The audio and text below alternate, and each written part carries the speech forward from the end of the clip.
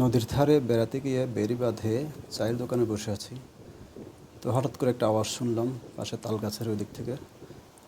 দোকানদার অর্থাৎ ফারুক ভাই আর বসে থাকলো না, হাঁটা ধরলো সেদিকে। আমিও তার পিছে পিছে গেলাম। দেখলাম একটা তাল পড়ে আছে তাল গাছ থেকে। এটা নাকি 12 মাসি তাল।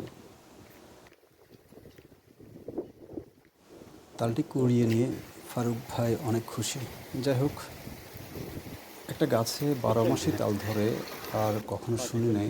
ফারুক ভাইকে আরও ভালো করে জিজ্ঞেস করলাম। ফারুক ভাই বললেন, এখানে কয়েকটা গাছ আছে, সারা বছরই নাকি এই গাছগুলিতে তাল ধরে। একবার পাকা তাল থাকা অবস্থায় আবার ফুল আসে, আবার তাল ধরে, কাঁচা তাল হয়, এভাবেই চলে এই তাল গাছগুলিতে।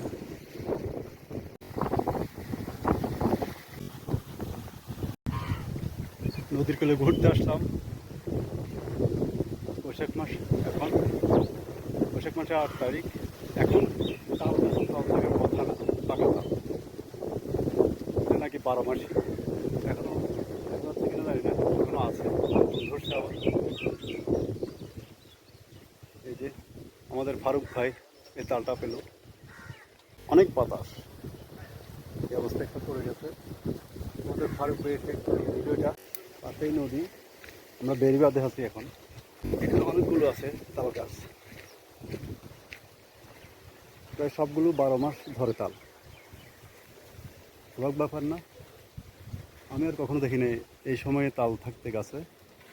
আমাদের গ্রামের বাড়িতেও তাল গাছ আছে, এটা পেকে অলরেডি পড়ে গেছে, পরে পাশে আবার ধরছে নতুন করে।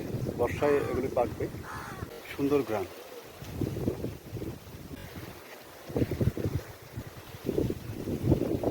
এই যে আমাদের ফারুক ভাইয়ের দোকান, এখানে আমরা বসেছিলাম। এটা পড়ার আওয়াজ শুনলাম, পড়ার আওয়াজ শুনে শুনে ফারুক ভাই চলে আসলো এদিকে। আমিও তার পেছনে পেছনে চলে আসলাম। এটা পাওয়া গেল নিচে,